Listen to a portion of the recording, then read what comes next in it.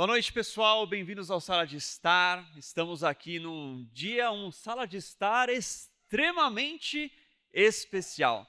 Temos uma alegria, uma honra enorme nessa noite e a gente não podia deixar o mês de março passar sem a gente falar das vozes femininas, da mulher, né? Ainda é março, por incrível que pareça. Hoje é dia 31, ainda temos mais umas 4 horas aí do mês de março, então estamos dentro da agenda, tá bom? Não esquecemos, não passou em branco, mas a gente quis reservar esse momento especial aqui e Deus nos agraciou com uma presença aqui para estar conosco, compartilhando de ensino.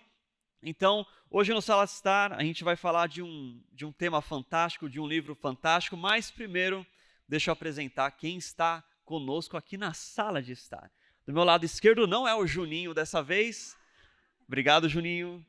Gabriela Dobner, bem-vinda ao Sala de Estar. Obrigada, é um prazer estar aqui, ainda mais com uma convidada tão especial. Falei para ela por áudio, já dei uma tietadinha, porque eu sou fã, eu acho que toda a literatura que ela trouxe, tudo que ela vem trazendo, essa riqueza histórica que ela traz para a gente, aí até no carro a gente comentou que esse legado que ela trouxe, né? Eu acho que para muitas gerações, para muitas pessoas e principalmente para nós mulheres, é uma alegria imensa, Ruth, dividir aqui a nossa sala de estar com você hoje. Muito obrigada mesmo. E aqui vamos apresentar ela, senhoras e senhores. Estamos com a presença, extremamente honrados, com a presença de Ruth Salviano. Uma salva de palmas para Ruth. Ruth, que honra ter você. Eu comentei com a Ruth agora há pouco, falei, olha, quando a gente começou o Sala de Estar há um pouco mais de um ano atrás, eu já falava até pro Juninho, falei, Juninho, a gente tem que um dia trazer a Ruth, ela é de Campinas, é perto, dá para trazer, né? E hoje a gente consegue ter essa honra incrível. Ruth, seja muito bem-vinda ao Sala de Estar. A alegria é minha, a honra é minha. É muito bom conhecer novos irmãos em Cristo. É muito bom conhecer essa igreja tão grande que eu nem sabia que existia. Parece que o mundo é tão grande, mas como Ramon falou, a Campinas está aí do lado, né? E eu morei metade da minha vida aqui em São Paulo.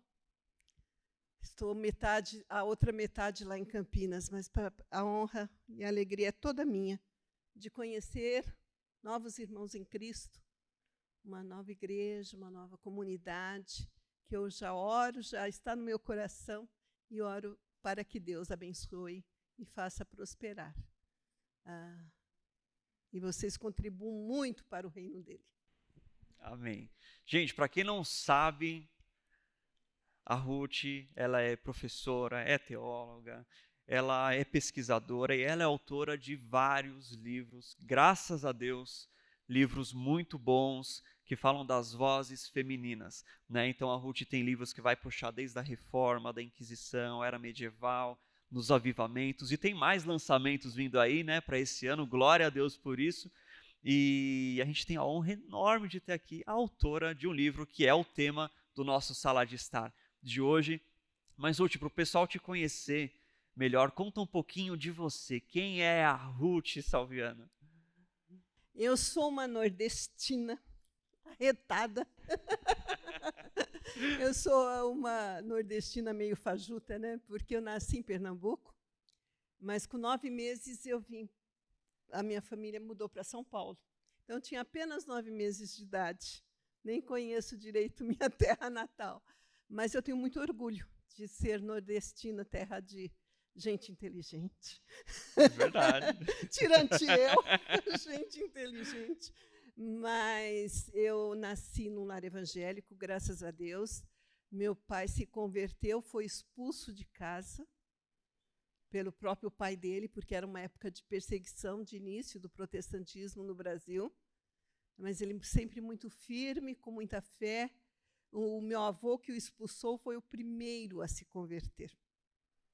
E toda a família, um dos irmãos, inclusive, tornou-se pastor. E, graças a Deus, toda a família se rendeu aos pés de Cristo. E meu paizinho, eu falo de Ruth, eu falo de Sebastião, porque ele é minha referência. Era um homem de Deus que eu via ajoelhado ao pé da cama, orando por nós, que cantava hinos o dia inteiro, adorava a harpa cristã, cantava hinos do cantor cristão, de todos os hinários que existem, gostava muito de cantar e de falar. A conversa dele era sobre a Bíblia e sobre Deus. E eu agradeço muito a Deus, até hoje, por ter tido o pai que eu tive, que me foi uma influência muito boa. E meu primeiro rabisco, que eu sempre gostei de ler e escrever, um livrinho que eu escrevi sobre o meu poeta preferido, Tomás Antônio Gonzaga, da Inconfidência Mineira. Eu pesquisei, tinha 14 anos, escrevi, deixei em casa, era professora de datilografia, meu pai pegou aquele livrinho, leu e falou para minha mãe, Maria José, que livrinho bom esse? Aí minha mãe respondeu, isso é coisa da Ruth, Sebastião. Mas foi a primeira coisa que eu escrevi, ele conseguiu, porque ele morreu, né? Ele não conseguiu ver um livro meu escrito, mas contribuiu muito, porque eu pesquiso muito nos livros que ele comprou. Ele não comprava roupa para ele, mas livro ele não deixava faltar em casa, né? Então, nós herdamos esse gosto pela leitura. Então, casei em São Paulo, tive 2 filhos, fui para Campinas, lá nasceu o terceiro. Sou mãe de 3 filhos, graças a Deus, porque os filhos são bênção na vida da gente, né? Essa herança de Deus. E lecionei 20 anos na Faculdade Teológica Batista. Eu precisei sair de São Paulo para conseguir ter um espaço, né, que eu acho que aqui talvez eu não tivesse. Eu era da Igreja Batista do Edu Chaves, não sei quantos conhecem, né? A primeira Igreja Batista no Edu Chaves começou na minha casa, na nossa casa, né? A sala era o santuário, o quarto era uma classe de EBD, e assim nós fazíamos. E lá em Campinas, eu comecei a lecionar na Faculdade Teológica, depois fiz o bacharel, mestrado em Teologia, pós-graduação. Depois que eu já tinha criado os filhos, depois que eu fiz uma esterectomia, que eu tinha muita anemia, hemorragia, então parece que eu tive um vigor, que eu fiz tudo o que eu tinha direito, mais um pouco, até curso de inglês. Aí comecei, né, a carreira lá, 20 anos na faculdade, lecionando, 20 anos já escrevendo, e Deus tem me abençoado, graças a Ele, por tudo. Amém. Esses 20 anos, Ruth, escrevendo e tudo mais, já são 20 anos escrevendo e pesquisando sobre as mulheres e o seu papel na história da igreja. O que te chamou para essa área de pesquisa? A gente estava conversando agora, né? Às vezes parece que realmente havia um vácuo da presença feminina. A gente sai lá da presença feminina, lá do Antigo Testamento, do Novo Testamento e acabou. Né? Foi isso que te chamou a atenção? O que te levou, essa paixão, esse amor por pesquisar acerca das mulheres? Sabe, Ramon, um dia, e não faz muito tempo não, que caiu essa ficha para mim. Um dia uma seminarista falou, eu nunca estudei sobre uma mulher na história do cristianismo, eu não conheço uma mulher. Não ensinaram no seminário. E eu simplesmente virei para ela e falei assim, é assim mesmo. Eu aceitava aquilo tão naturalmente. É assim mesmo. Eu fui professora de História do Cristianismo, eu nunca falei de uma mulher. Eu dei várias turmas de História do Cristianismo, eu nunca citei uma mulher. Porque o conteúdo programático não incluía. Os livros não falavam delas. E eu não me conformava. Chegou uma hora que eu falei assim, gente, as mulheres que serviram a Jesus com seus dons, as mulheres que serviram até financeiramente, estiveram ao pé da cruz, foram testemunhas da ressurreição. Foi uma mulher que foi revelada pela primeira vez que eu sou o Messias. Como assim? Elas simplesmente cruzaram os braços, não fizeram mais nada? Não pode ser. Eu estava preparando uma aula de reforma sobre Calvino, e aí eu descobri uma mulher, uma rainha que deu abrigo a ele. Deu proteção, porque ele ia ser morto. Ele teve que fugir da França. Ele escreve as Institutas, dedica ao irmão dessa rainha Margarida de Navarra, o rei Francisco I, e ela consegue a anulação da pena dele. E ela implanta a reforma no reino dela. Então, a mulher é muito caridosa. E começou com Margarida de Navarra. Foi minha dissertação de mestrado. Falei, eu quero saber mais. Tentaram me dissuadir, mas eu sou teimosa para algumas coisas, não para tudo, ainda bem.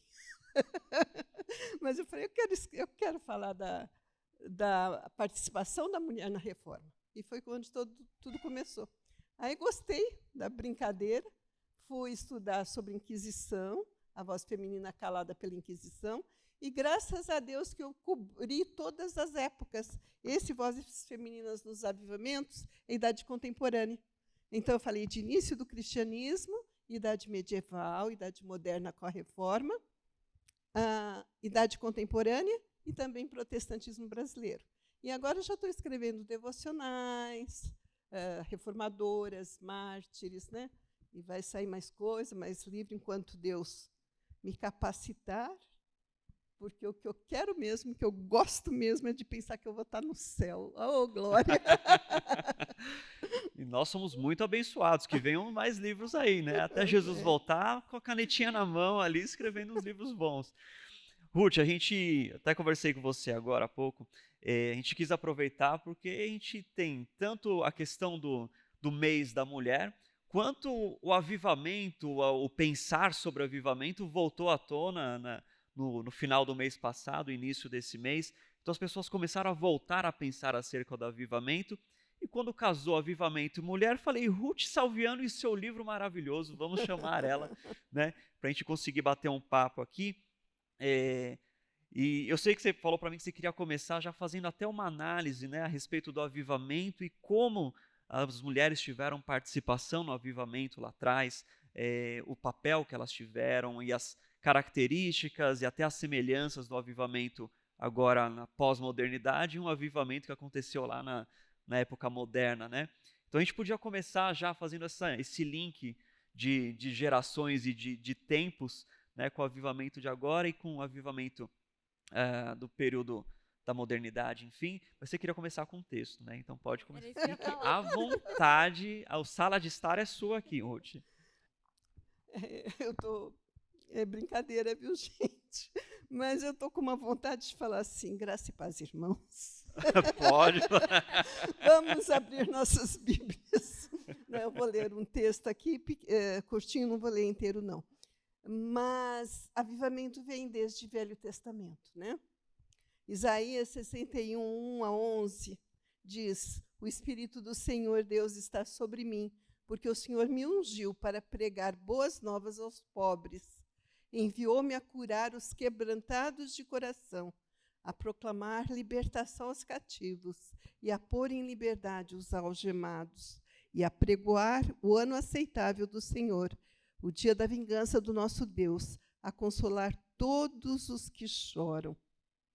Pôr sobre os que choram em Sião uma coroa em vez de cinzas, óleo de alegria em vez de pranto, manto de louvor em vez de espírito angustiado.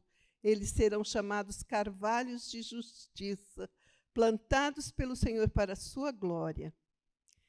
Reconstruirão as antigas ruínas, restaurarão os lugares anteriormente destruídos e renovarão as cidades arruinadas, destruídas de geração em geração.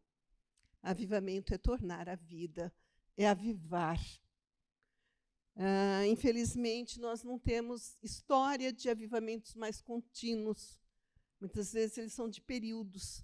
A história ela é cíclica, ela passa por fases.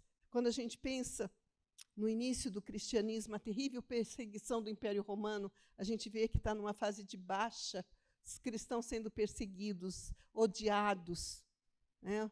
E eles eram cidadãos dos céus. Eles faziam bem a todos, eles não queriam mal de ninguém.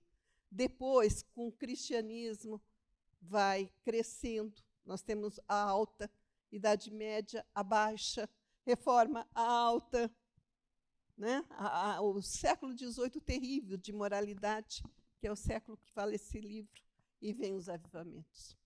A sociedade estava de cabeça para baixo. As igrejas frias.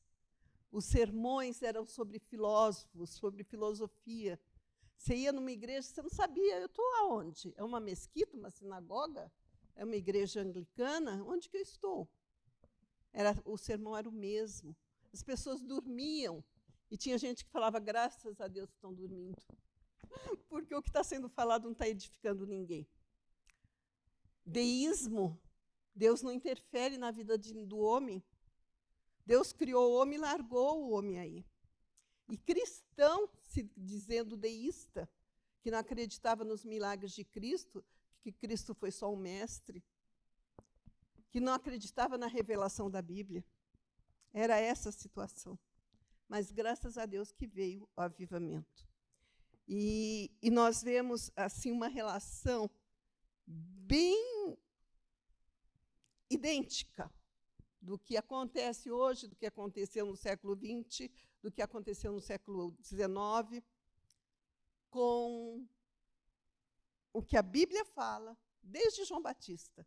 Arrependei-vos e crede no Evangelho. Não é outra mensagem, gente.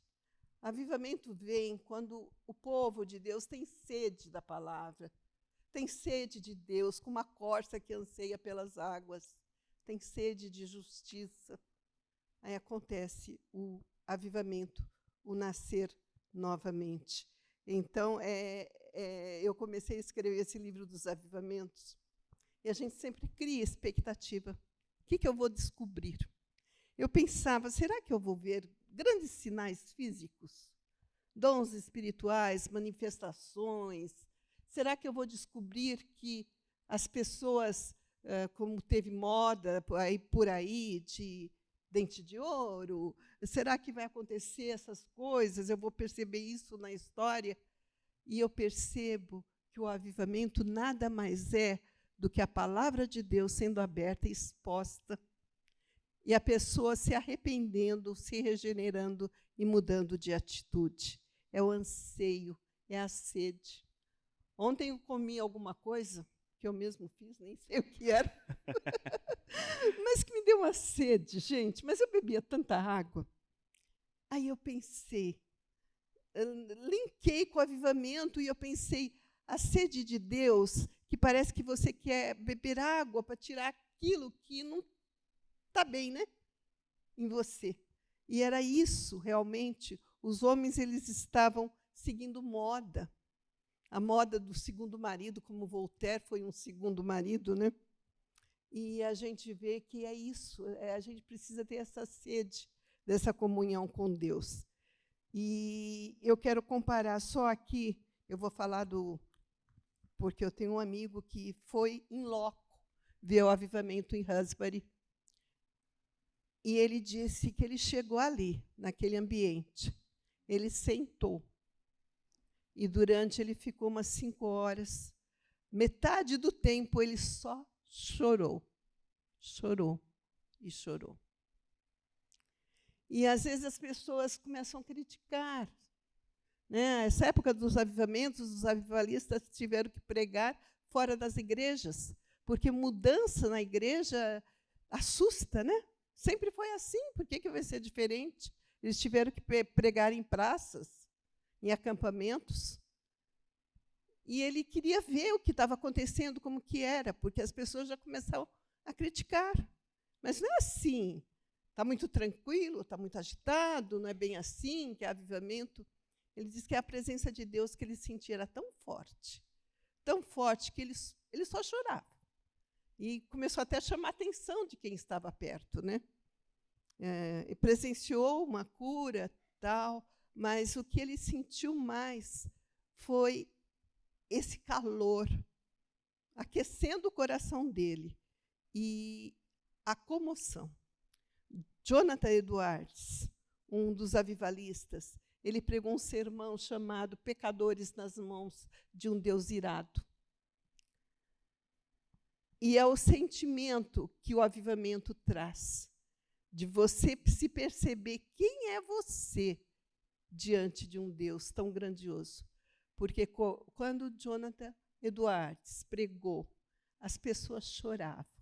As pessoas se agarravam às colunas e as pessoas falavam: o que eu vou fazer para me salvar? Porque ele comparava o ser humano a verme. Você é um verme. Você não tem valor nenhum. Deus é compassivo, misericordioso e te dá a oportunidade de receber a graça dele. Então, nós vemos que o avivamento, quando ele acontece, ele transforma a pessoa, o comportamento. Aquela sociedade que eu falo aqui no livro é a sociedade embriagada, literalmente destruída pelo vício da embriaguez. E aí, depois que eles descobrem a palavra de Deus, eles vão ao bar, eles levam o copo, mas não chega na boca. Eles deixam o copo de lado, porque Deus já está fazendo a obra. Deixa eu ver aqui onde eu separei a questão do avivamento de Gales, ou Gaius, né, como queiram. Mas, para a gente fazer uma comparação, é depois. É lindo o agir de Deus, porque é tão simples. É tão simples. É só você buscar, é só você querer, né? Amém. E Ô, Ruth, você falou do sermão do Jonathan Edwards, mas ele primeiro havia pregado o mesmo sermão na igreja dele, certo? Você pode me corrigir, mas e não teve efeito. Né? A igreja dele era uma igreja, que nem você falou, né? Fria, presa aos pensamentos modernos e tudo mais. E foi quando ele pregou em outra igreja que teve todo esse grande mover, esse avivamento, certo? Então, ele na própria casa, no próprio lar, né, na sua própria comunidade, pregando o mesmo sermão para pessoas que não estavam dispostas, ou pessoas com a mente tão conformada com essa terra, não conseguiu causar um efeito. Mas quando você está num ambiente ali, numa terra propícia, aí nada para, né? Nada para a palavra, o convencimento do Espírito, o mover do Espírito. Então, o avivamento também ocorre em lugares que você não espera. Às vezes ele esperava que desse certo na igreja dele, né? E não deu nada. E todo mundo ficou: muito bom o sermão aí, obrigado. o vento assopra É isso aí. onde quer. Muitas vezes, a gente quer limitar Deus, limitar o Espírito Santo. Não, ele tem que ser dessa forma, daquela forma, mas ele age como ele quer, né? Então, lá no início do século XX, 1904, o avivamento no país de Gales, o senso da presença de Deus estava em toda parte. Dominava, ou melhor, criava a atmosfera espiritual. Não importava onde fosse. A consciência da realidade e proximidade de Deus ia junto. Onde você estivesse, aquela proximidade, aquela presença de Deus não te deixava. Não se confinava a reuniões. Susan Wesley, que eu falo nesse livro, ela diz: a igreja não está confinada a 4 paredes. O adorar a Deus não está confinado a 4 paredes. Estava também nos lares, nas ruas, nas minas, nas fábricas, nas escolas e até mesmo nos teatros e bares. O estranho resultado foi que, aonde quer que as pessoas se ajuntassem, o local tornava-se lugar de profundo senso de admiração. E os estabelecimentos de divertimento e farra ficaram praticamente vazios. Eu conversei, né, com o Ramon, que aconteceu isso aqui no Brasil. A gente não conhece nossa história e a gente perde tanto. Presidente Soares, eu ia falar Prudente, não é? Presidente Soares, Minas Gerais, vem um casal lá da minha terrinha, lá do Nordeste, e chega para erguer uma igreja que estava quase fechando, um ginásio que estava quase fechando. E eles começam a trabalhar e pedir a Deus. E aquela igreja cresce. E o povo da cidade, a maioria eram presbiterianos de Bíblia embaixo do braço. E o colégio não fecha, e o colégio cresce. E a Manchete, quem lembra da Manchete? Aquela revista pequenininha, né? Aquela revistona grandona.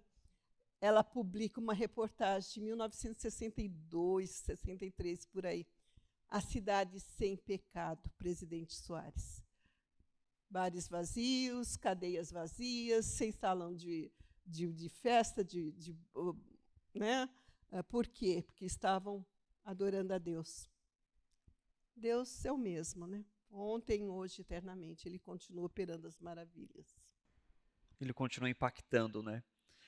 E o interessante é que o pessoal vendo o avivamento que estava acontecendo lá em Asbury, você vê que de repente surge um monte de, né, começaram a falar até de sommelier de avivamento, né? Então você começa a olhar e fala, não, avivamento não é isso, avivamento, cadê as manifestações? Cadê? As pessoas querem, até no avivamento, criarem regras, limites, encapsularem até onde é e até onde não é.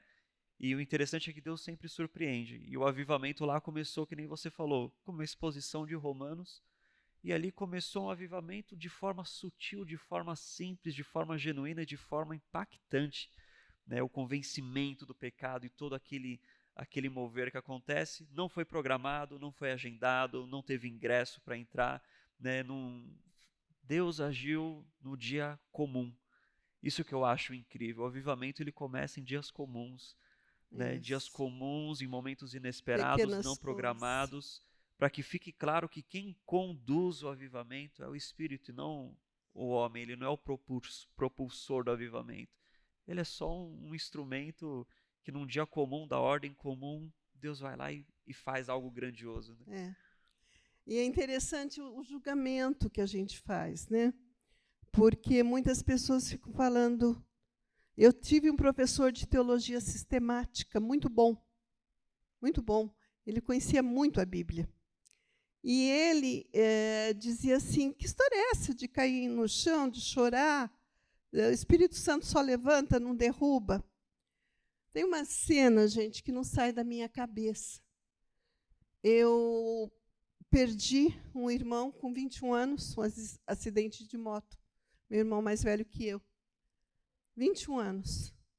Depois, alguns anos depois, perdi o mais novo que eu, com 33 anos, com leucemia.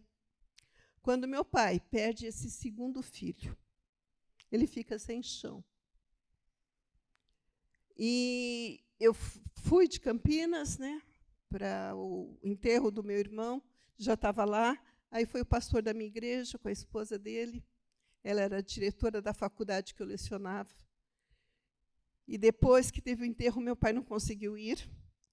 Mas nós voltamos para a casa da minha irmã e meu pai estava no chão. Tinha a mesinha de centro na sala, ele ali no chão. E aquela esposa de pastor vira para mim, que era minha amiga, e fala, Ruth, por que seu pai está no chão?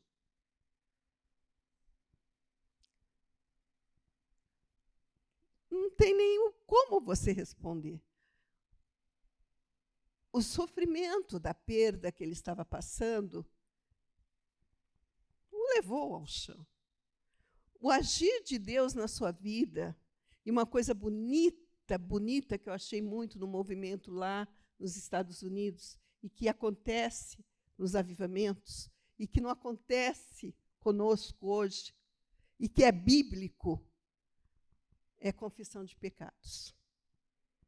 Eles começaram, os jovens, e é lindo também que a gente vê os jovens. Toda vez que a gente está vendo de avivamentos, o Wesley era jovem. Clube Santo, que eles formam. Lá são os jovens. E eles estão confessando os pecados. Eles estão chorando. Eles estão entristecidos. Eles estão sendo movidos. Porque para você olhar para dentro de você mesmo é uma das coisas mais difíceis deste mundo. O salmista nos ensina, sonda-me, ó Deus. Mas como a gente só olha para o outro, a gente não se vê. Então, não tem outra posição para alguém que está com sede de Deus, que está sentindo a presença de Deus, que está, de repente, sentindo a sua pequenez e os seus erros e as suas culpas, a não ser chão, a não ser se sentir lixo, se sentir verme e se prostrar diante de Deus mesmo e pedir que Ele o transforme em nova criatura, né? Você falando isso, a gente terminou ontem uma série aqui no Vox sobre o livro de Jó, e a gente falou sobre as perdas, o sofrimento e tudo mais, e nos capítulos finais, Deus pega Jó pela mão e leva Jó para enxergar o mundo e a infinitude de Deus e a grandeza de Deus, e Jó no final fala, agora eu ponho a mão na minha boca, né? Eu não falo nada, quem sou eu para falar algo para o Senhor? Né, o que nem você falou, o homem reconhece a sua pequenez diante da grandeza de Deus, da divindade de Deus, da sua providência, da sua soberania. Eu acho que é aí que começa o avivamento. O avivamento ele começa com uma consciência do quão miserável nós somos. Né? A confissão de pecados que começa lá, é isso, você não tem outra alternativa a não ser diante da presença, você falar, afasta de mim que eu sou pecador por isso, isso. Né? Então, algo que se repete em todos os avivamentos, confissão de pecados, convencimento de pecados, o Espírito agindo e tudo mais. E o país de Gales teve todo esse grande mover, mas que nem você falou no começo, a gente sempre ouve a história dos homens no avivamento. Os grandes homens, né? Você vê John Wesley, você ouve falar até da mãe dele, mas você enxerga ela através do John Wesley, quando na verdade a gente pode enxergar o John Wesley através da Susannah Wesley, né? Então, por trás de todo grande homem tinha uma grande mãe, tinha uma irmã, né? Tinha uma esposa, e essas mulheres tiveram papéis fundamentais nos avivamentos, muitas vezes sufocadas, né? Pela cultura ou pela aquela coisa de mulher não pode pregar, olha, você tá fazendo o seu grupinho, sua célula tá muito grande, né? Vamos parar isso e tudo mais. Acho que a gente pode começar agora pegando um caso de uma das mulheres e falar, olha só, naquele avivamento, naquele mover, mulheres estavam lá, mulheres oraram, mulheres choraram, mulheres se entregaram. Eu acho que agora a gente já pode começar nessa parte, que é a parte que você ama falar, né, Ruth? Então, vamos falar do que se ama aqui, que vai ser maravilhoso. Deixa eu fazer uma perguntinha aí para o pessoal. Alguém já ouviu falar de uma irmã de John Wesley? A mãe dele, acho que sim, né? Susannah. Mas uma irmã. Gabi, você deve ter lido. Eu acho que eu te trago uma página, 2, 3 páginas falando das irmãs de John Wesley. Não foi fácil a vida delas, não. E eram moças muito bonitas. Acho que tia delas ganhou até concurso de beleza. Era uma família, os homens muito inteligentes e as mulheres muito bonitas. Então, era uma família especial. E a Susannah Wesley era aquela mãe professora, didática, relógio, tanto tempo para leitura bíblica, tanto tempo para diversão, ela não perdia tempo. Mulher de oração, quando ela levantava o avental e cobria o rosto, os filhos não chegavam perto, sabia que ela estava orando, ela estava no momento devocional dela, e ela tinha um momento devocional com cada filho, cada noite, e durante o dia, diz que durante, eu creio que 19 anos, 20 anos, ela foi professora dos filhos dela. Quem está reclamando de ensinar filho na pandemia, e ela ensinava, desde os 5 anos, começava a ensinar os filhos. Ela teve só 19. E ela foi a 24ª filha dos pais dela. E 9 morreram, ficaram 10. E ela não foi preparada para a morte de nenhum. Chegava, gêmeos, morreram. Uma no berço, o mosquiteiro pegou fogo. A outra empregada deixou cair, ficou aleijada. E passou por privações. O marido foi preso por dívidas, era um pastor anglicano. E ela dirigiu a casa dela como se fosse uma igreja, porque ela disse que ela tinha que dar conta a Deus daquelas almas que estavam lá. Então, foi um exemplo, deu dicas de educação. Depois, vocês não tenho em estoque, mas na Ultimato vocês acham, quiserem saber mais. E eu pensei, viu, Gabi, de pesquisarmos sobre as irmãs de Wesley. Escrever um livro sobre as irmãs de Wesley. Não, e é muito legal essa questão da visão que a Susana tinha de não ter essa diferença, né, entre filhos mulheres e filhos homens. Então, ela olhava todos iguais, né, a educação era igual, então a filha mulher só ia costurar, só ia trabalhar depois que soubesse ler, né? Isso. Então, isso é uma diferença de uma doutrina e uma visão de futuro que ela teve para os filhos dela, né? Então, vamos educar, vamos cuidar para depois eles trabalharem, eles serem bem-sucedidos, né, no que forem fazer. Foi uma mulher à frente do seu tempo, né? Porque a gente está falando aí do século XVIII. 18. Certo, 18, que é do John Wesley. John Wesley foi o homem do século XVIII. Ele nasce bem no começo do século XVIII, morre mais no final, né? Então, ele vive todo o século XVIII, praticamente. Todo não, né? Mas ele foi longevo, né? Ele viveu bem. A mãe dele já pegou o século XVII, que são as primícias ali da modernidade, 18. iluminismo, tudo mais. Então, a gente está falando de um contexto onde a fé, o cristianismo é cada vez mais excluído da sociedade, né? É cada vez mais abafado, ou seja, é difícil você encontrar lares cristãos. Isso nos mostra também que a Susana ela já veio de uma linhagem, né? Ela já veio, o que ela passa para os filhos é o que ela recebeu dos seus pais, né? Então ela já tinha essa piedade frequente acompanhando ela na família. Tem até uma frase aqui que eu até grifei enquanto eu estava lendo, que ela imprimia nos filhos os traços do seu próprio caráter extraordinário. Uau. Sim, uma mulher de caráter. Agora, uma coisa que eu quero destacar para vocês, porque eu acho uma coisa muito importante. Eu digo que o avivamento parte da sede de Deus, de você amar a Deus e querer comunhão com Ele. Ninguém pode amar o que não conhece.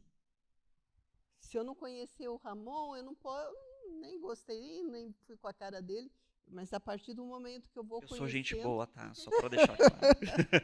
Oséias, o profeta Oséias dizia, conheçamos e prossigamos em conhecer ao Senhor, né? O que nós temos nessa época? É uma igreja anglicana. Quem já conhece, já sabe do que é a igreja anglicana, do Henrique VIII, que quer a separação com a Igreja Católica, porque ele quer anular o casamento dele com a Catarina de Aragão e quer ter o filho com a Ana Bolena. Meramente pessoal, nada de reforma como um Lutero na Alemanha, como um Zwinglio na Suíça.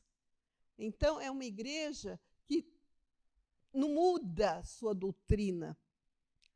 Para vocês terem uma ideia, essa mulher de caráter maravilhosa, ela não tinha certeza de salvação. Porque ela achava, como a igreja romana acha, que só Deus que sabe.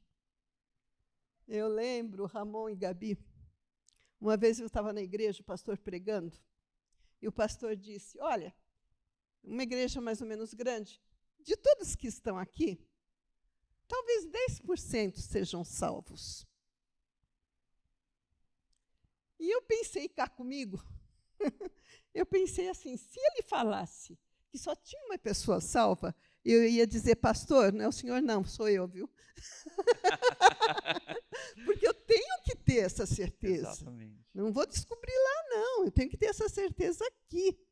E ela não tinha, mas graças a Deus, que Deus age, né? E o John Wesley, que também não tinha, e morrendo de medo de morrer, vai ser missionário lá nas Américas, mas está no navio com os irmãos morávios, o navio quase afundando, os irmãos morávios cantando, sem medo nenhum, e ele morrendo de medo de morrer. Ele falou, como que eu vou evangelizar o pessoal da colônia se eu mesmo não tenho essa segurança? E não foi bem sucedida a missão dele. Mas o pai dele, apesar das dívidas, de ser preso, tinha o testemunho do Espírito. E ele falava: filho, o Espírito Santo testifica ao teu espírito que você é filho de Deus. E graças a Deus a Susana também reconhece isso, quando é oferecida a ceia do Senhor para ela. Fala: olha, o corpo que por ti foi dado, né? O sangue que por ti foi derramado. Aí ela fala: ai, foi por mim. Sabe quando a gente acha que não merece? A salvação pela fé é interessante, parece que é fácil, mas é tão difícil. Parece que a gente não merece. Então, quando ela recebe e foi por ti, aí ela reconhece: foi por mim, eu posso ter essa certeza. E ela morre, já vendo o filho avivalista, pregando, com aquela multidão de gente, né, seguindo. Então, acho que de Susana é isso. Podemos partir para mais uma? Acho que dá. Vamos lá, claro, dá sim. Quem que você preparou aí para a gente? A Maria Fletcher. Eu tenho que falar da Maria Fletcher, porque eu tenho que falar do John Fletcher. Com certeza. Já estava falando aqui, que homem, né? Não, eu quero começar com uma frase dela. Maria Fletcher, ela participou do avivamento em Dublin, Irlanda. Acho que não sei se é assim que fala. Acho que é Dublin, não é? Dublin, isso. Lá na Irlanda. E quando ela participou desse avivamento, ela fala uma coisa que aí vai linkar com o nosso início do nosso bate-papo de hoje, do que é o avivamento. Deixa eu só baixar o microfone para eu achar meu texto. Essa frase dela eu rabisquei, porque eu acho tão linda. Ela foi com o marido para esse avivamento lá. E ela ora: ah, Senhor, quebra-me em pedaços, derrete-me no chão, me deixa fluir e mais plenamente ser moldada por ti. A minha alma está profundamente convencida da necessidade de ser preenchida com todo o fruto do Espírito. E o fruto do Espírito é mansidão, alegria, temperança, amor, bondade, domínio próprio. Contra essas coisas não há lei, né? Olha o que é para ela. Quebra-me em pedaços, o vaso sendo moldado pelo oleiro, derrete-me no chão. A minha alma está profundamente convencida da necessidade de ser preenchida com todo o fruto do Espírito Santo. Essa mulher, Maria Fletcher, foi uma das primeiras pregadoras do metodismo, com a permissão de John Wesley. Quando eu estou com as duas mãos livres, eu faço o gesto. Permissão entre aspas. Quem capacita é Deus, né? Mas ela tinha permissão, ela escreveu para ele e questionou a ele, né?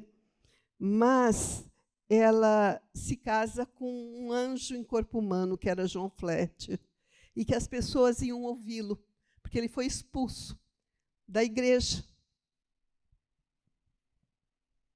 anglicana, porque eles não concordavam com a pregação dele. Quantos não foram expulsos de igreja? Mas ele era um homem de Deus, uma caridade perfeita. E ele não se limita a ficar no próprio país. Ele vai para as Américas, ele vai para a Irlanda, ele vai para outros lugares. Ele amava os pobres. E as pessoas iam, porque ele vai pregar numa igreja francesa, porque ele é expulso. E as pessoas iam. E o povo questionava: o que vocês vão fazer lá? Vocês não entendem nada do que o homem fala. Nós fomos olhar para ele, porque quando ele está pregando, parece que feixes de luz do céu estão caindo sobre o rosto dele. Ele transmitia um amor por Deus muito grande. E ela teve a bênção de, por poucos anos, eles casaram já na faixa de 40 anos. Ele era muito doente. Wesley queria que ele fosse o sucessor dele, mas ele tinha saúde muito frágil. E olha o que o Wesley fala de Maria Fletcher. Talvez nunca tenha havido uma viúva, desde os dias do apóstolo Paulo, merecedora de honra mais do que a senhora Fletcher, pelas boas obras. Né? Se Trifena e Trifosa, esses nomes eu falo, põe nas gêmeas. Quem que vai ter gêmeas aí? Trifena e Trifosa trabalharam. Ela trabalhou também. Enganosa é a graça e vã é a formosura, mas a mulher que teme ao Senhor, essa será louvada. E essa mulher, gente, caso singular, único. Eu que pesquiso essa história das mulheres, eu nunca vi. Século XVIII, o marido morre. Ela fica como pastora, imagina, naquela época, da paróquia de Medley. Ela fica como pastora por 30 anos. A igreja sempre cheia, ela aconselhando, pregando e cuidando e visitando a sua paróquia. E ele, na hora que morre, a preocupação dele é: o que será dos meus pobres? Avivamento vem com o fruto do Espírito, com a bondade, com a preocupação com o próximo. John Fletcher tinha essa bondade, Maria Fletcher também. Eles se preocupavam com as pessoas. É amor em ação. É o mover de Deus para que as pessoas se tornem melhores, mais bondosas, mais amigas de Deus. Ela século XVIII, a gente está falando ainda, né? Ela pregando na paróquia, ela recebia críticas de fora do seu movimento, né? Porque você falou, John Wesley autorizou ela a pregar, e não era comum uma mulher pregar, não era comum nem uma mulher estudar a palavra, né? Nem a mulher ter acesso à palavra, ao texto bíblico, ou a mulher fazer teologia. Isso daqui já é algo que a gente pode trazer hoje. Teologia é lugar de mulheres, ensino é lugar de mulheres também, né? Pregação também é lugar de mulheres, mas ela recebia muitas críticas, Ruth, porque a gente vê, por exemplo, no caso da Susanna Wesley, o próprio marido dela, quando ela começa a pregar, quando ele está preso, ela está pregando na igreja, a igreja está crescendo com ela e não cresceu com ele, você já fica naquela, o que está acontecendo aqui, né? Mas e as pessoas em volta, os movimentos em volta? Talvez as pessoas que estavam ali sentadas e ouvindo, elas não tinham essa barreira, mas o movimento, havia uma resistência da igreja, do movimento contra a pregação da mulher? Havia. Tanto é que houve até decreto da igreja metodista que não era permitido que a mulher pregasse. Mas como John Wesley foi o fundador, né? Nem se chamava metodismo, ele ainda nem queria separação com a igreja anglicana, ele responde, porque ela rebate biblicamente, ela escreve, tem aqui a carta que ela escreveu, tem a resposta do Wesley, e ela vai rebater, e ele vai dizer assim: você é permitido permitir, eu irei permitir, como ele permitiu, leigos pregarem. Por quê, gente? Avivamento, muita gente se convertendo. Precisava de líderes de classes, de pessoas discipuladoras. Maria Fletcher, desde a infância, ela foi tocada por Deus. Desde a juventude, ela tinha um orfanato que ela cuidava. E John Wesley conhecia a obra dela. E ele falou assim para ela: a igreja não permite, mas eu permito pelo seu dom extraordinário. E eu lembro que eu me questionava quando eu lia isso. Eu falei: Ramon, é só a mulher que pode pregar com um dom extraordinário? O homem não tem que ter o dom extraordinário também? Exatamente. O jovem, a criança,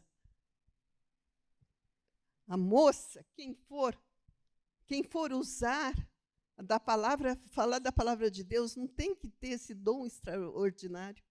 Mas ele reconhece na Maria esse dom extraordinário e permite, mas há reação, muita reação. Aqui nesse livro eu falo de uma escrava, ex-escrava, ou filha de escravos, não lembro bem, que ela ia pregar, ela se sentia tocada pelo Espírito Santo, ela era negra, pobre, escrava, descendente de escravos, que o pastor nem apertava a mão dela. Nem apertava. E não queria conversa. Até que um dia ele senta e assiste. E aí ele gosta, pela expressão do rosto dele. E quando acaba o culto, aí ele já aperta a mão dela e já parabeniza. E gostou, e ela foi itinerante. Então, era uma época que elas viajavam, Estados Unidos, muitas mulheres atravessando o país, pregando. Leigos, que eu digo, é que eles não tinham a formação teológica. Não tinha líder suficiente para tanta gente que estava se convertendo. Então, precisava dos leigos, precisava das mulheres. Foi um curto tempo que elas puderam pregar, mas elas pregaram e fizeram diferença. A Susana Wesley foi chamada quase de herética, né, porque estava pregando, o marido preso. Ela assumiu na cozinha da casa dela, começou a falar com os vizinhos. E primeiro ela começou só com os empregados, os vizinhos quiseram ir também, e mais gente querendo, e foi enchendo, e foi enchendo. Aí, quando o marido descobre o quê? Uma mulher está pregando e é a minha esposa. E faz aquela carta bem rude, que ela tinha que parar. E ela responde com uma firmeza. Ela fala assim: quando você não está, na ausência do pastor, né? Quando você não está, é minha obrigação, as almas que estão sob os meus cuidados, e eu vou ter que prestar contas a Deus por essas almas. E a reunião foi crescendo. E ela falou: olha, tem muito mais pessoas agora assistindo. E continua. E ela não parou, até que ele voltou, né? Aí acho que baixou, viu? E, Ruth, até na história da Mary, né, da Maria, uma coisa que eu achei muito interessante dessa questão de comparação, eu acho que da educação dentro da casa, né, do John Wesley e tudo, é porque os pais não aceitavam também, né? Ela saiu de casa, se eu não me engano, foi com 21 anos que o pai falou que não ia converter os irmãos. A Fletcher. Isso. Então, eram realidades muito diferentes dentro da família, né? Você via uma mãe que incentivava as filhas a ler, a buscar, a crescer, e aí você pega uma outra família no mesmo tempo que já tinha algo diferente, né? Tipo, você não vai converter seus irmãos, você não vai fazer isso. Então, foi quando ela saiu de casa, ela teve essa decisão, ela teve, né, entendo que foi um passo de fé aí, que foi quando as coisas começaram a acontecer. Então, foi quando ela abriu o orfanato, quando ela, né, teve contato com John Wesley. Então, as coisas começaram a mudar a partir do momento que ela decidiu, falou: não, então eu quero viver para Deus, eu quero, é isso que eu quero para a minha vida, e as coisas começaram a mudar, né? Exatamente. É bem interessante. Eu digo que tem famílias. A gente vê na igreja primitiva famílias inteiras, que eu diria que são famílias predestinadas à santidade, que depois foram até, pela igreja romana, canonizadas, consideradas santas. E essas pessoas, como a Maria Fletcher, é interessante, gente. Pensa no seu filhinho de 5 anos, de 3 anos, o que ele tem na cabeça? Essas meninas, que a gente pesquisa e descobre, com 3 anos, Maria Fletcher está pedindo perdão a Deus pelos pecados. Então, elas têm assim, um senso já da necessidade de santificação muito grande. Então, são pessoas muito admiráveis. Tem várias que eu cito nos livros, que foi tudo assim, muito precoce, muito precoce. 5, 7 anos, elas já amavam a Deus, já gostavam da igreja, já queriam estar. Esse novo livro que vai chegar até o final do ano, Trovadoras de Deus, as espiritualidade medieval, já vai mostrar também isso. Desde pequenas, elas preocupadas com a salvação da alma delas, né? Então, é bem interessante de ver. E essa diferença que você destacou, enquanto uma é criada, até contestando o pai, não concordando muito, e muito firme, muito disciplinada naquilo que ela queria, a outra fala, eu quero. Ela queria muito encontrar o povo metodista, né? Para conhecer mais a Deus. Ela não tinha ainda noção do que era ser uma cristã. Mas quando ela tem, e o pai percebe que ela vai influenciar os irmãos, o pai não quer ela ali em casa. E como eles eram ricos, né, dá um bom lugar para, né, ela primeiro vai para uma pensão, mas depois ela consegue um lugar que ela monta um orfanato, mas ela não desiste também, ela fica firme na missão que ela crê que Deus tem para ela, né? Ou seja, as mulheres sempre enfrentam muita dificuldade, né? A sua piedade, a sua paixão incomoda muitas pessoas, incomoda familiares, a ponto do pai não querer ela perto de casa. São dificuldades que a gente ainda vê, a gente ainda presencia, né? Por mais que a gente tenha mais mulheres pregando, ensinando tudo mais, ainda há aquele receio ou aquele olhar do homem para a mulher quando ela está falando, tipo, né? Já dando aquela julgada tudo mais. Então as mulheres encontram, desde o tempo de Cristo, ao longo da história, a gente vê dentro da igreja onde essas barreiras já deviam ser quebradas, porque Deus dá dons a todos, né? A palavra fala do Espírito, a diversidade, né, do Espírito Santo que agracia a todos, mas mesmo assim ainda há aquela resistência, né, da mulher que prega. A mulher que prega incomoda porque ela prega melhor do que eu, né? A mulher que ensina incomoda porque ela está ensinando melhor, que as pessoas estão indo assistir ela e não vem na minha reunião de oração. Então a gente vê isso num casamento, a gente vê isso na relação de pai com filho, né? Mas acho que a história dessas mulheres inspira demais. Eu acho que você foi muito inspirada à medida que você estuda a história dessas mulheres. Agora eu queria perguntar de você. Por que, Ruth, você entrou na academia, você teóloga, você pesquisadora, mestre em teologia, você também, como mulher nos dias de hoje, encontrou barreiras, dificuldades e vozes querendo abafar a sua voz no meio da igreja, da academia, onde quer que seja? Quantas vezes? Quantas vezes? Eu, como professora há 20 anos numa faculdade teológica, eu parei de lecionar porque eu comecei a escrever. E eu brincava que eu era igual ao apóstolo Paulo, que uma coisa eu faço, que eu não dou conta de duas. Então, os meus colegas falavam, precisa chamar a Ruth para falar aqui com a gente. Faculdade que eu fiquei 20 anos lecionando. E não convidavam. E eles insistiam, até que me chamaram. Era um congresso, tinha uma semana inteira, tinha homens falando durante a semana. Quando chegou no dia que eu ia falar, um dos professores, meu amigo, ele olhou, nós estávamos numa roda, professora, professores, ele falou, hoje é sobre mulher. Hoje é uma mulher que vai falar. Nós não precisamos ficar. Ele deu as costas e ele foi embora.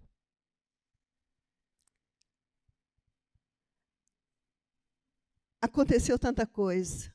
Tinha uma igreja que os alunos, a maioria dos meus alunos eram daquela igreja. E eles falavam, Ruth, vai falar na nossa igreja? Eu não posso ir falar sem um convite, né? Mas você precisa falar com o pastor. Eu falei, não tem problema, eu falo com o pastor, mas eu preciso ser convidada. E aí até que marcamos um dia. E eu fui conversar com ele. E ele pegou, era o meu livro, o primeirinho, edição própria. Ele pegou assim a contracapa que fala que a Igreja de Cristo ela tem que ser não ter a diversidade, ou a comunidade da fé tem que ser uma comunidade de iguais. Uma teóloga lá do Sul que falava isso, que a comunidade da fé tem que ser uma comunidade de iguais. E ele leu assim, ele falou, você vai falar de pastorado feminino?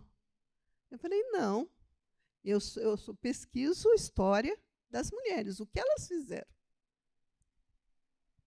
E até agora acho que eu não coloquei, eu estou falando o caso singular da Maria Fletcher como pastora naquela época.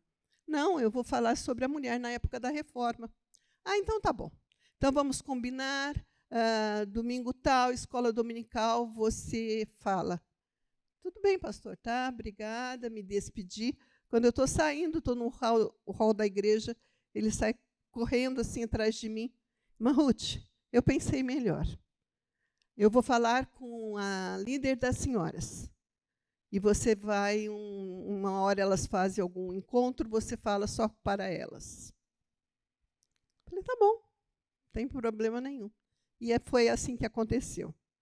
Porque essa mentalidade que veio para o Brasil, que casou muito bem com a mentalidade do patriarcado brasileiro do século XIX, quando o protestantismo chega, meados do século XIX, 1850, era a mentalidade trazida do Sul, dos Estados Unidos, das duas esferas.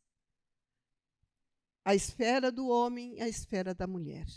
O homem é público, o homem é para fora, o espaço externo pertence ao homem. Então, ele fala para grandes multidões, ele fala em público. A mulher, a esfera é do lar. Ela fala só para mulheres e crianças. Então, ela não deve falar em público. E até hoje, na minha igreja, já preguei muito, prego quando eu vou, sou convidada, mas na minha igreja não. Não, eu sinto como se tendo um retrocesso de 30 anos. Não, a mulher não dirige um culto, não faz uma oração pública. A gente não entende, às vezes, aquilo que você colocou. Tem um irmão lá na igreja que, às vezes, ele fica bravo com isso, ele fala medo de sombra. E, enquanto a Bíblia diz, importa que o evangelho seja anunciado. Importa, porque a gente pensa, só a eternidade vai aquilatar a perda para o reino de Deus com o silêncio das mulheres, que são a metade dos cristãos. Então, se os homens se calarem, se as mulheres se calarem, se as crianças não evangelizarem, não aprenderem, ser um missionáriozinho, como a gente cantava, né? Posso ser um missionáriozinho, se falar de Cristo ao companheirinho. Então, desde criança, sendo missionáriozinho. Se nós não fizermos, o Cristo não volta. O mundo fica assim, rolo que está, né? Cristo não volta, as almas não são salvas, a gente está respeitando, morrendo de medo de falar e chocar alguém, porque estamos falando da nossa fé. A gente está respeitando, a gente está com toda a consideração, não está falando de Cristo, e as pessoas estão indo para o inferno. A verdade é essa. Ruth, muito bom. Muito bom porque a gente vê que a sua história também reflete muito das lutas que essas mulheres enfrentaram. Então, assim como o livro é encorajador, a sua vida também é muito encorajadora. Eu tenho certeza que você edificou as mulheres aqui, os homens também, né? A gente está falando, todos edificados aqui. Glória a Deus pela sua vida, pelo seu trabalho, pelo ensino que você traz para a gente, pela maneira que você faz a gente enxergar que Deus ele não tem limitações e Deus ele age no homem, na mulher, os dons são distribuídos e esses homens foram grandes homens porque tiveram mulheres, mães, irmãs, esposas chorando, orando, fazendo, pregando e eles não seriam quem foram se não fossem mulheres juntas e essas mulheres tiveram um grande impacto. E se tiveram impacto na vida deles, tiveram impacto na vida de muitos do que foram alcançados, e elas alcançaram muitas outras pessoas, então a gente vê que o avivamento também engloba e alcança e tem como instrumento a mulher, tanto quanto o homem. Né? Então a gente não vê limitações no agir de Deus e no Espírito de Deus nessa parte. Então, obrigado. Ruth, Eu que muito agradeço. obrigado. Sua vida é um grande exemplo, suas pesquisas são um grande ensino e um grande exemplo para a gente. Eu queria abrir aqui rapidinho para quem quer fazer alguma pergunta. Olha, aproveita este momento e faz uma pergunta para Ruth Salviano aqui agora, queridos.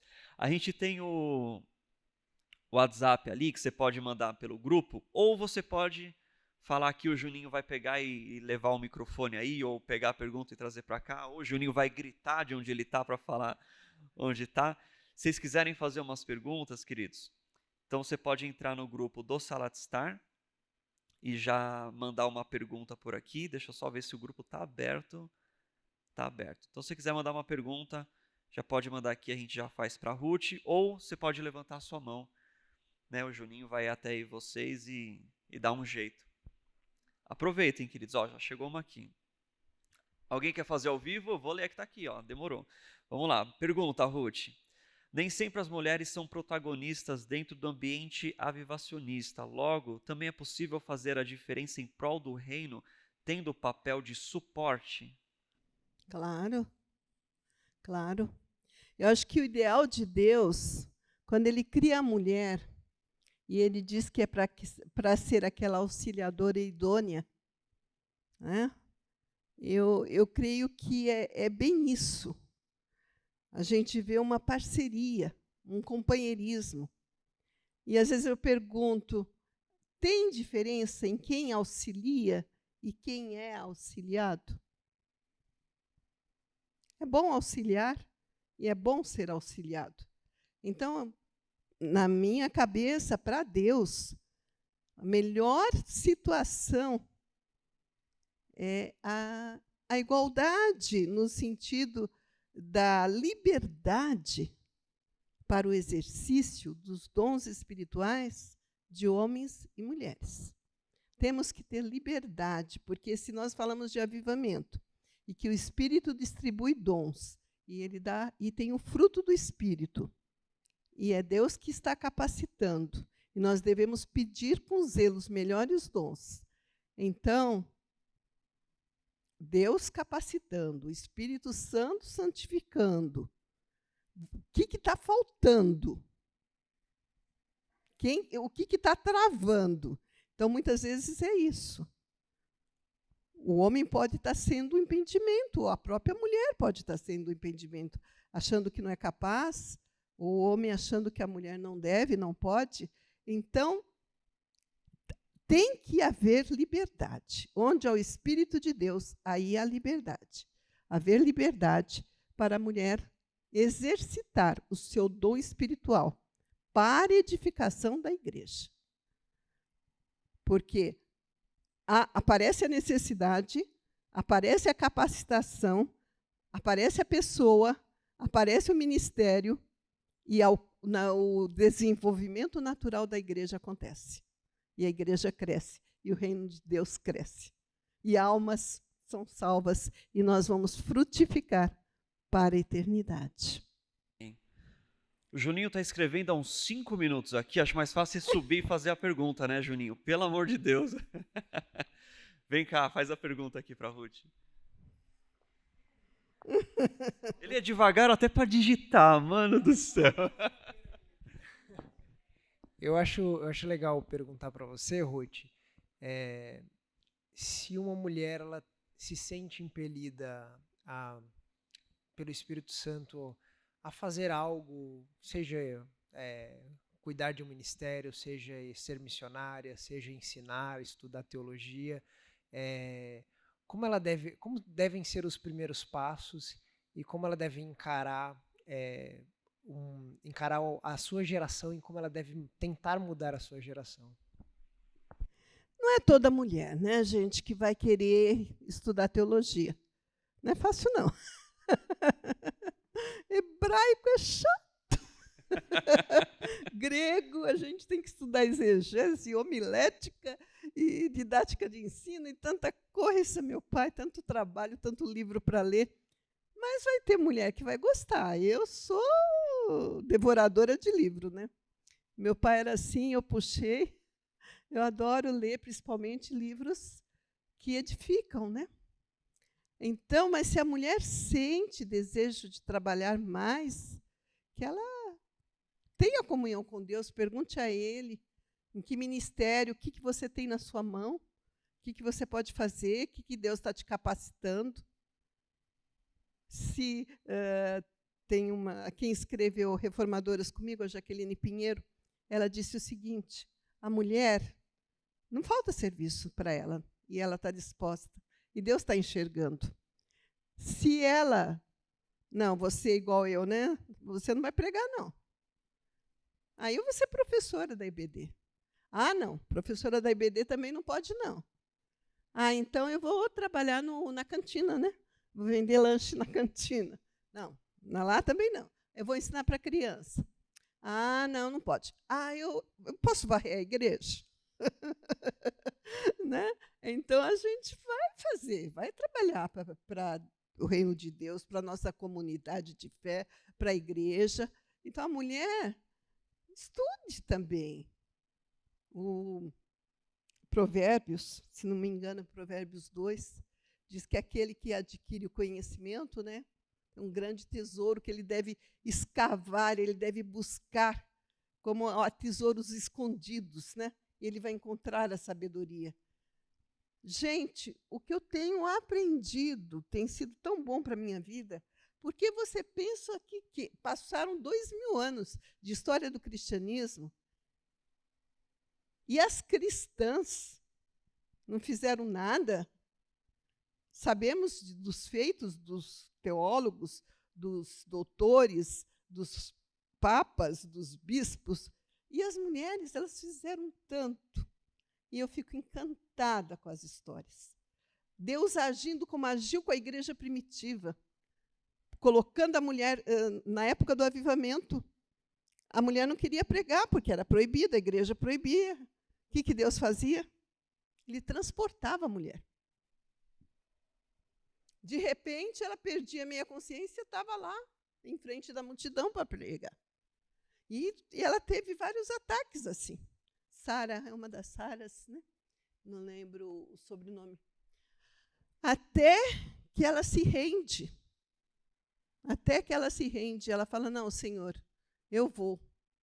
E ela começa, aí ela não teve mais, ela ia e pregava. Uma era uma líder de classe. Ela pregava para 30 pessoas. E pregava não. O Wesley falou assim, você vai ler um texto da Escritura e vai explicar. Ela fazia isso. Aí ela chega um dia, tem 300 pessoas para ela falar. As pessoas estavam sedentas. Se a gente se calar, as pedras clamam. A salvação é minha também. Todo aquele que confessar, não fala todo homem, toda mulher, toda criança, todo aquele que me confessar, eu confessarei diante do meu Pai. Quando eu chegar lá no céu, ele não vai perguntar o que seu marido fez, o que seu pastor não deixou você fazer, ou o que isso, o que aquilo, não. O que você fez, o que você está fazendo, como você está servindo a Deus. Então, vá atrás, comece, faça uma matéria. Que você gosta? Novo Testamento? É mais gostoso de estudar? Você gosta de arte da pregação? Pode gostar, né? Na primeira matéria que eu fiz, homilética. Vai estudar, faça uma matériazinha, uma noitezinha, meio período. Eu comecei a dar aula na faculdade assim. Meu filho caçula tinha 1 aninho. Eu ia, ele já estava dormindo, era o sono da noite já. Eu dava aula das 9 às 10h30. Uma aulinha na semana. Aí ele foi crescendo, foi dando 2 aulinhas. Aí foi. Começos, né? Pequenos, acho que até encaixa com uma das perguntas que veio aqui, como incentivar ou influenciar as nossas meninas a serem grandes vozes para a geração delas, né? Acho que um dos meios de incentivar e influenciar é incentivar os pequenos começos. Isso. Né? começa estudando, traz uma palavra no seu pequeno grupo, aqui a gente chama de house, traz uma palavra no house, né? Vai, né, tendo os pequenos passos, que aí as portas vão se abrindo, você vai se dedicando mais, você vai tendo mais devoção, sua piedade, né, o seu momento de devocional vai sendo mais intenso e tal, mas eu acredito que, não sei se você concorda comigo, os pequenos começos tem que são dar o primeiro necessários. passo. Eu lembro, eu estava conversando com Gabi. A gente parece que é mais voltada para a literatura intelectual, não gosta de exercício físico, né? E eu falei, eu tenho que sair, eu tenho que caminhar. O que eu fazia? Tinha hora que eu enfiava o tênis, abria a porta e ia igual uma doida. Saía. Porque se eu não Não saísse, olha para trás, né? Nem pensa, só vai. tinha que ser assim, porque senão, se eu fosse pensar um segundo, eu não ia. Então, começa. Não, no mês que vem, depois, não. Amanhã, pegue um livro na sua casa que te inspire, leia um texto da Bíblia, começa. Não fique parada, não, esperando Jesus voltar. Tem gente que eu falo muito de céu, gosto muito de pensar no céu. E eu quero ir para o céu. Aí as pessoas falam, não, eu prefiro que Cristo volte e me leve. Eu falei, não, tem que ser mais rápido. Eu não sei essa história de quando Cristo vai voltar. Então, o mundo todo tem que ser evangelizado. O povo está duro de coração, está cada vez piorando. Eu quero já. Ô, Ruth, a gente tem uma pergunta aqui que eu achei bem interessante. Quais mulheres hoje são para você relevantes e fonte de inspiração? No sentido de vozes de Deus para a nossa geração, mulheres de hoje, que para você são relevantes e grande fonte de inspiração. Essa é uma das perguntas mais difíceis para mim. Quando eu comecei a escrever, e eu sempre ia mais para o passado, e voltava mais para o passado, e mais para o passado, porque eu falava, eu não quero escrever muito do presente, que me entristece. Me entristece de ver que são poucas as mulheres, e não é por culpa delas, eu creio, é por falta de espaço mesmo, de oportunidades. Mas peça a Deus também oportunidades, né? Ele vai dar oportunidades de você ser usada por Ele. Mas nós falamos muito da Edmeia Williams hoje, tem a Helena Tanuri, né, que são pregadoras, que são referências para a gente. Tem esposas de pastores, esposa de um pastor, pertinho aqui de vocês, da Igreja Batista Betel, na Alfredo Pujó, a esposa do pastor Silas Gomes, irmã Zezé já faleceu. Eu falo dela no Heroínas do Cotidiano, no novo livro. Eu a chamei de abençoadora de vidas. Aquela mulher ficou viúva, mas ela tinha uma palavra de elogio para todo mundo. Ela levava um presentinho, ela estava sempre sorrindo, com dores, doente. Uma esposa de pastor que toda igreja merece. Maravilhosa. Para cada livro que eu escrevi, eu mandava um livro para ela e vinha a carta, vinha o cartão, com elogios mil, com agradecimento. Me chamava de doutora, eu não sou doutora de nada. Me chamava de doutora. Então, esposa de pastor pode te inspirar, uma amiga da igreja, né? Tanta gente pode ser inspiração para a gente. É verdade, muito bom. Gente, infelizmente, encerramos o Sala de Estar. Terminamos agora o Sala de Estar. Eu tenho que agradecer imensamente, Ruth, mais uma vez a sua presença. Obrigado por você vir aqui, obrigado por você se dispor, obrigado por esse tempo que você deu e pela inspiração que a sua vida é. Tenho certeza que você impactou muitas das mulheres aqui, muitos dos homens, e é fonte de grande inspiração. Acho que foram ensinos preciosos. Estamos aguardando novos livros para você voltar aqui e a gente falar de algum recém-lançamento também, trazer ela algumas vezes aqui e a gente poder aprender mais com você, que Deus ainda te conceda muita graça, muita sabedoria e que você continue esse trabalho excelente Amém. Que você tem feito. Ruth, obrigado Amém. mesmo. Eu estou sem estoque de livro, trouxe só 5, né? Tá concorrido.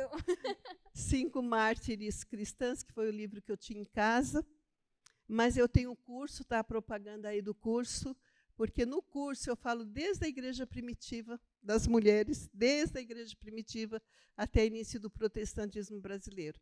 um curso com 41 aulas em vídeo, você assiste de onde você estiver, e você pode aprender essa história, porque às vezes eu falo muito mais no curso do que nos livros, né? Aparece coisa que você quer falar. Mas eu só quero terminar com uma palavra. Diz que quando o grande avivalista Whitefield pregava, os pastores choravam. E eu quero dizer para vocês que nós choremos, que nós choremos. Choremos diante de Deus. Eu lembro uma vez que eu estava em comunhão com Deus e bateram na porta, o marido estava sem a chave, e quando ele me viu, o que aconteceu? Eu estava em prantos, né? O que aconteceu? Eu falei, eu estava orando. E você chora? Quando você está orando? Eu falei, eu só choro.